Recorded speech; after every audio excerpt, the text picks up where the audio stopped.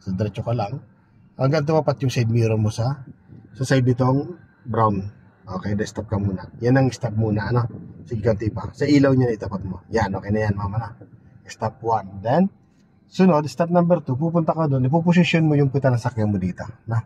Kaya pwede kang pumunta doon, or punta dito, or sagad mo madibela mo. So, depende sa area dito. Dahil malapad naman dyan, so diyan gamitin mo na itong space na to.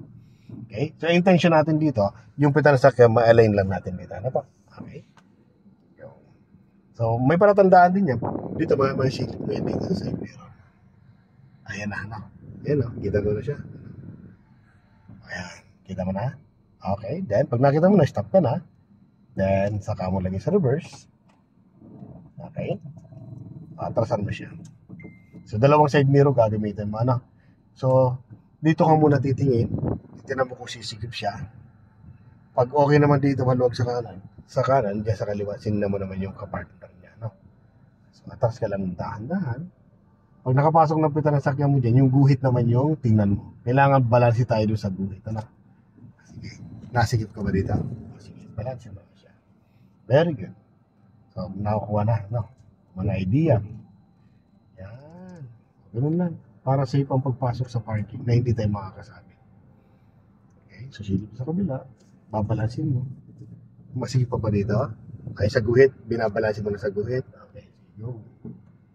Okay, dikit mo lang dito sa guhit na to kasi medyo kinain ng blue na yan yung guhit eh.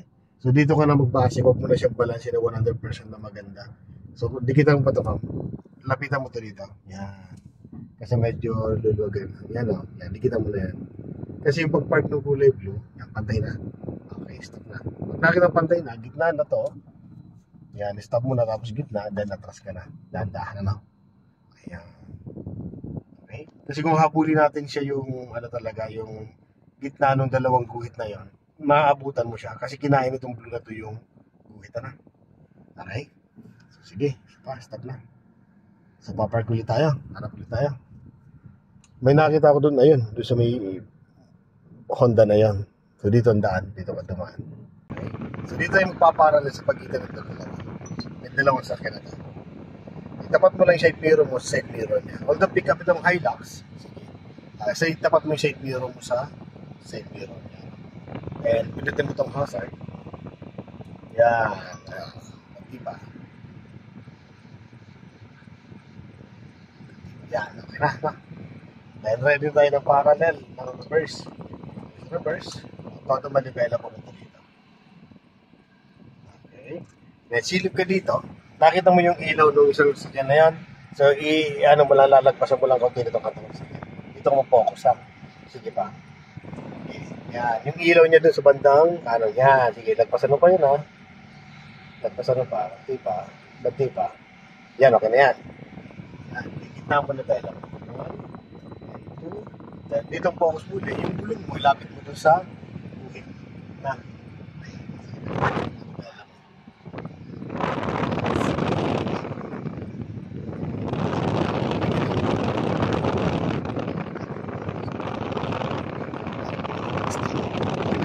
Todo manibela mo dyan.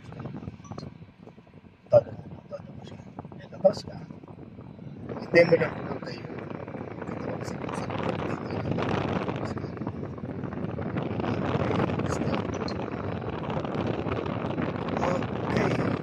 pantay na, hindi pa. Kunti pa. Yan, stop. Naman nila yung 1, and 2. Yan, nabanti ka na konti. Up. Right? Yan, nabanti ka na. Ayan, stop. Yan ang parallel. Ayan, diba? Simple lang, ano? Step 1, side mirror. Then, todo manibela po ito dito. Tapos habang na-atras, tinitingnan mo yung nasa likod na sasakyan, yung ilaw lang, hindi sa mawawala na siya. Then, pag wala na yun, gitna na, nag-atras, focus nito sa likod. Diba? So, yung pinaka-practice natin, yung sa kanina sa mga pag-reverse, nagko-connect ngayon. Mapapansin mo, hindi ka nahirapan. Okay, so labas naman tayo. Paglabas dito, so lagyan mo sa muna sa reverse.